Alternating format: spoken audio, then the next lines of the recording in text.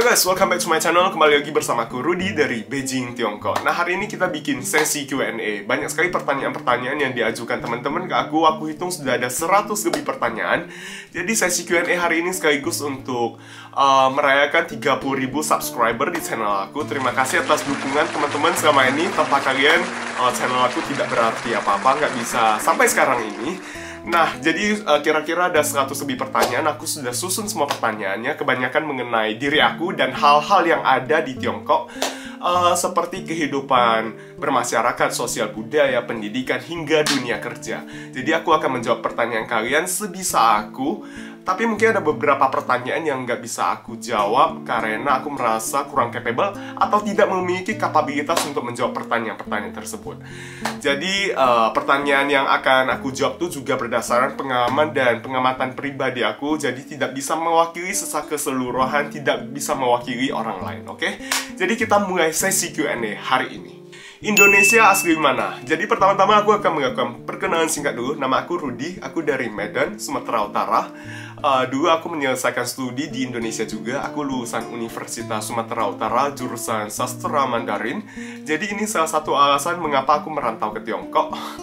Nah, setelah aku lulus dari USU, setelah lulus kuliah, aku sempat bekerja merantau beberapa tahun di Jakarta sebelum akhirnya memutuskan untuk pindah bekerja di sini. Apakah masih bisa bahasa Hokkien Medan? Bisa dong. Jadi bahasa Hokkien itu salah satu dialek atau bahasa daerah dari Tiongkok yang sangat lazim, sangat umum digunakan di kota Medan. Jadi kebetulan aku keturunan Tionghoa, aku bisa bahasa Hokkien. Tapi mungkin sekarang sudah nggak begitu lancar karena sudah jarang banget digunakan di sini.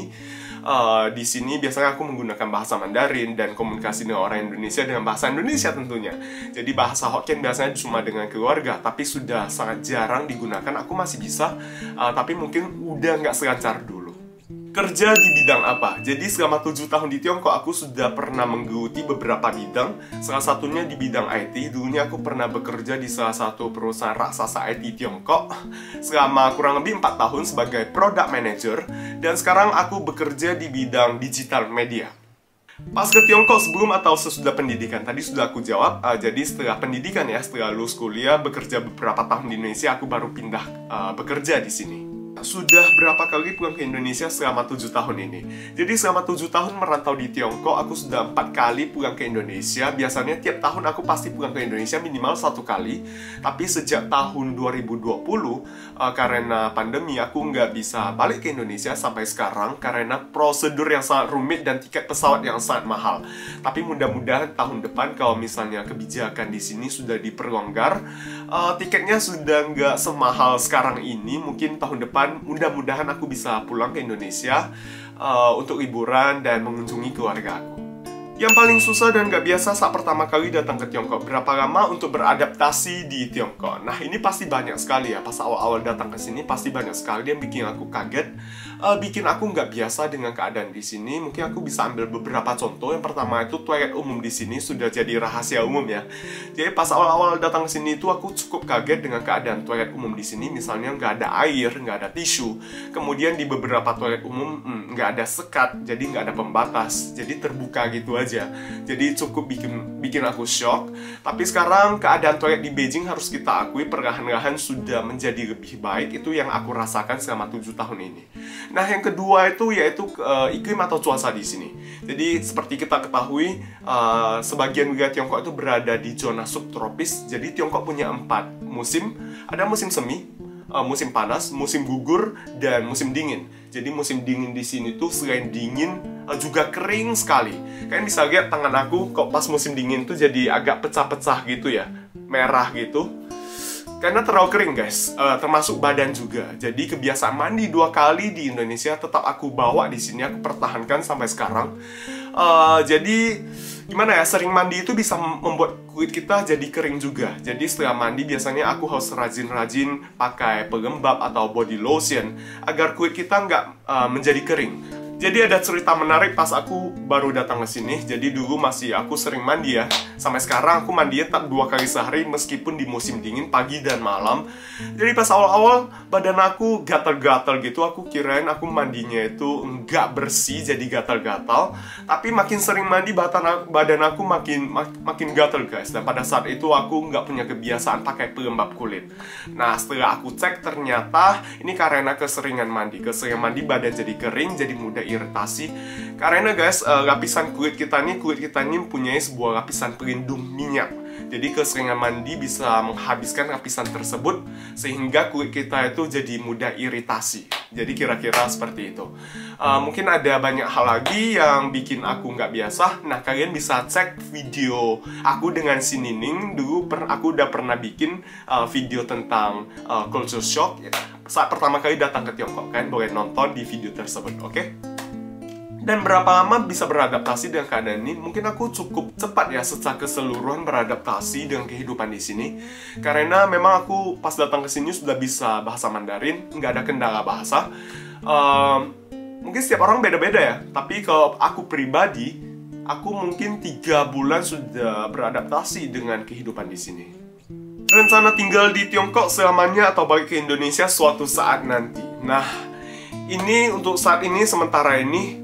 Rencana aku ke depan tetap ingin balik ke Indonesia suatu saat, tapi aku belum tahu kapan. Aku orangnya cukup adventurous juga. Aku suka tantangan, suka dengan hal-hal yang baru. Jadi aku sempat kepikiran pengen mencoba hidup di negara lain juga. Misalnya di negara barat, di Kanada atau Australia.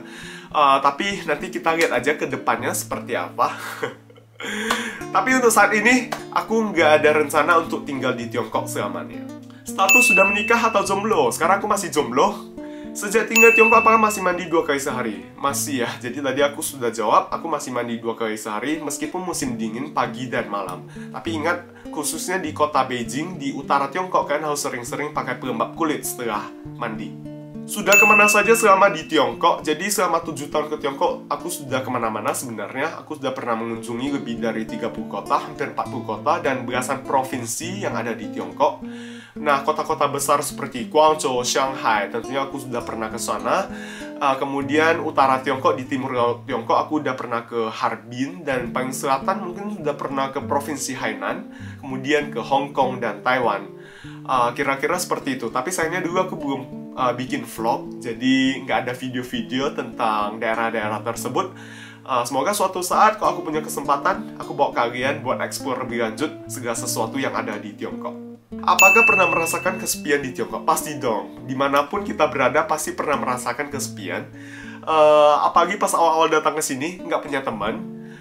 Terus jauh dari keluarga, pasti merasa kesepian. Tapi kita coba isi waktu kita dengan hal yang positif, seperti berolahraga, baca buku, dan hal-hal positif lainnya. Lebih betah tinggal di Indonesia atau di Tiongkok? Nah, ini pertanyaan menjebak banget nih. Untuk pertanyaan ini mungkin ada plus dan minusnya. Di masing-masing negara, mungkin jawaban aku terdengar diplomatis ya, tapi faktanya memang seperti itu. Kita lihat dari sisi yang mana dulu. Kita nggak bisa melihat satu hal cuma dari satu sisi doang. Misalnya yang bikin aku betah di Tiongkok, aku ambil contoh transportasi umum di sini. Jadi transportasi umum di sini sudah sangat maju, dari subway, bus sampai kereta antar kota. Sudah sangat maju, jadi mobilitas kita itu sangat gampang, sangat mudah, sangat murah dan nyaman. Itu salah satu yang membuat aku nyaman tinggal di sini. Kemudian yang kedua mungkin teknologi. Teknologi di sini juga sudah sangat canggih. Teman-teman pasti sudah tahu ya.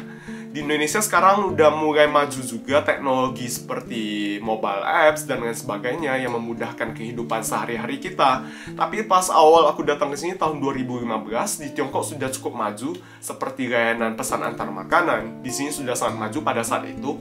Kemudian ada juga misal belanja online. Pada saat itu di sini juga sangat maju.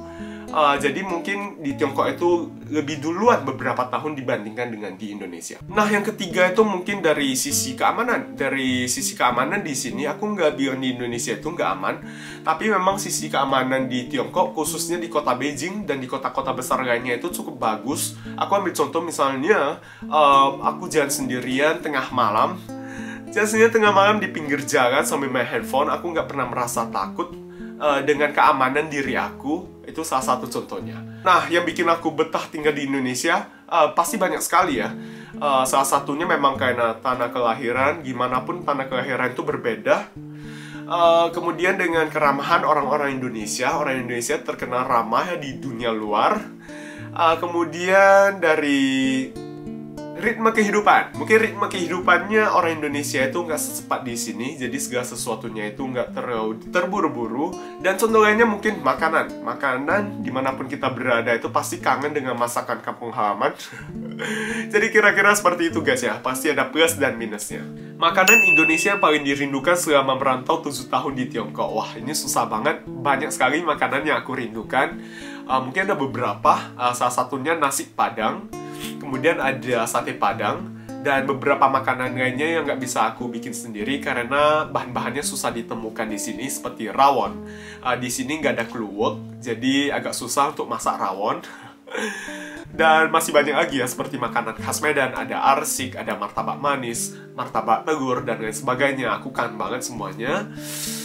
Kira-kira seperti itu. Nanti biasanya kalau aku pulang ke Indonesia itu biasanya aku puas-puasin makan makanan Indonesia. Biasanya pulang ke Indonesia itu wajib gemuk beberapa kilo. Sebagai pekerja kantoran kok bisa ada waktu masak yang susah-susah. Nah, ini karena kita merantau ya. Dulunya sebelum aku datang ke Tiongkok, aku sama sekali nggak bisa masak makanan Indonesia.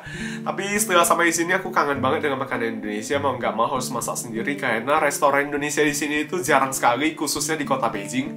Mau nggak mau harus masak sendiri. Jadi biasanya kalau ada waktu pas weekend, ada waktu, aku pasti masak makanan Indonesia. Dan dulunya aku sering undang temen aku buat cicipin makan Indonesia juga. Dan karena mereka sama apresiasi juga, kadang mereka seneng juga dengan makanan Indonesia. Jadi aku ikut merasa seneng juga dan termotivasi. Jadi aku terus belajar memasak berbagai makanan Indonesia. Jadi sebenarnya nggak susah ya, dimana ada kemauan, di sana pasti ada jalan. Pandangan dan pendapat teman-teman Tiongkok yang pernah mencoba makanan Indonesia. Nah, kalian sudah pernah nonton video aku sebelumnya di episode icip-icip makanan Indonesia. Kalian bisa lihat sebenarnya mereka cukup respon mereka terhadap makanan Indonesia itu cukup baik. Mereka cukup suka, tapi kadang kita harus tahu dengan selera mereka. Ada beberapa rasa yang harus kita sesuaikan dengan lidah mereka. Misalnya tingkat kepedasan, tingkat kemanisan, dan lain sebagainya. Dan ada beberapa teman Tiongkok aku yang pernah berkunjung ke Indonesia. Mereka menganggap makanan Indonesia itu kebanyakan goreng-gorengan, tidak terlalu sehat. Misalnya tahu goreng, tempe goreng, dan berbagai jajanan gorengan yang dijual di pinggir jalan. Mereka anggap tuh nggak sehat karena semuanya digoreng. Tapi aku bakal kasih tahu mereka sebenarnya makanan Indonesia sangat bervariasi. Di setiap daerah itu sangat berbeda-beda juga. Jadi nggak cuma goreng-gorengan. Jadi kadang aku pengen mereka untuk explore lebih banyak lagi tentang makanan Indonesia. Makanan Indonesia yang paling susah dimasak di Tiongkok. Nah, tadi seperti aku bilang, mungkin ada beberapa makanan yang bumbunya itu nggak bisa dijumpai di sini. Misalnya biji andaliman, belimbing wuluh, dan kluwek. Bahan-bahan ini nggak bisa jumpai, nggak bisa dapatkan di Tiongkok. Jadi untuk masaknya memang agak ribet ya. Jadi untuk masak rawon atau masak ikan arsik dari Sumatera Utara itu agak susah karena bahan-bahannya memang nggak ada di sini. Seberapa terkenal kopi Mandarin di Tiongkok sampai pernah disebutkan dalam sebuah drama China. Nah, ini cukup terkenal nih, ini menarik. Jadi beberapa tahun terakhir nih anak-anak muda mulai menggandrungi kopi, sudah menjadi sebuah lifestyle. Banyak sekali coffee shop yang bermunculan di kota-kota di Tiongkok, khususnya di kota-kota besar di Tiongkok seperti Beijing, Shanghai, dan Shenzhen atau Guangzhou. Banyak sekali coffee shop. Dan biasanya kalau kita pesan kopi di coffee shop, pesan americano, biasanya ada pilihan biji kopinya. Ada biji kopi Mandarin misalnya, kopi Columbia, dan lain sebagainya. Jadi mereka cukup tahu dengan kopi Mandarin. Dan aku pernah lihat juga di Starbucks, mereka ada menjual biji kopi dari Mandarin, dari Sumatera. Jadi memang cukup terkenal ya biji kopi Mandarin di sini. Dan biasanya kalau misalnya aku ngomong kopi dengan pecinta kopi, begitu aku sebutkan kopi Mandarin, mereka langsung tahu. Makanan Tiongkok pedas-pedas enggak? Apakah orang Tiongkok kuat makan pedas? Nah, makanan Tiongkok itu sangat bervariasi juga. Seperti Indonesia, di setiap daerah itu berbeda-beda makanannya. Ada beberapa makanan Tiongkok yang cukup pedas, seperti makanan dari daerah Hunan, atau kita sebut sebagai xiangcai. Kemudian ada juga makanan dari provinsi Sichuan. makanan dari provinsi Hubei dan makanan dari provinsi Jiangxi. Di sana makanannya cukup pedas-pedas, dan menurut aku yang paling pedas itu masakan dari provinsi Hunan. Itu pedas sekali, dan menurut aku rasa pedasnya itu lebih cocok dengan lidah orang Indonesia. Dan beberapa temen aku juga sangat kuat makan pedas meskipun mereka dari utara Tiongkok. Jadi menurut aku anak-anak muda Tiongkok itu lebih kuat makan pedas dibandingkan generasi tua. Dan mereka lebih mudah menerima makanan dari berbagai negara, dari berbagai daerah. Apakah orang Tiongkok ramah dengan orang luar? Menurut aku ramah sekali ya, apalagi bagi bule-bule yang begitu dilihat langsung kelihatannya perawakannya itu orang luar. Mereka bakal lebih ramah lagi dengan orang-orang luar, orang-orang bule. Kalau seperti aku mungkin yang kelihatan sepintas nggak seperti orang luar ya, karena memang aku keturunan Tionghoa, jadi biasa-biasa saja. Tapi biasanya kalau begitu mereka tahu aku orang luar, sikap mereka itu akan berubah, mereka akan menjadi lebih ramah. Salah satu contohnya, kalau kita makan di restoran, begitu tahu kita orang luar, pelayanan mereka biasanya bakal lebih baik. Jadi ini salah satu privilege atau keuntungan bagi orang luar yang tinggal di Tiongkok. Kemudian ada pertanyaan lain juga terkait hal ini. Apakah benar orang Tiongkok lebih suka orang luar yang bisa bahasa Mandarin? Ya, ini pasti ya guys ya, tapi nggak wajib. Salah satu contohnya sama aja dengan orang Indonesia. Kita pastinya lebih suka bule yang bisa bahasa Indonesia. Lebih suka dengan orang Korea yang bisa bahasa Indonesia. Bener nggak sih? Jadi logikanya sama. Kalau misalnya orang sini lihat orang bule yang sangat lancar berbahasa Mandarin, mereka pasti merasa lebih senang karena merasa dihargai. Wah, ini udah kepanjangan, jadi untuk sesi Q&A ini aku bagi jadi part 1 dan part 2. Sekian dulu untuk video kali ini, jangan lewatkan juga part 2 episode selanjutnya. Oke, see you di video berikutnya, bye-bye.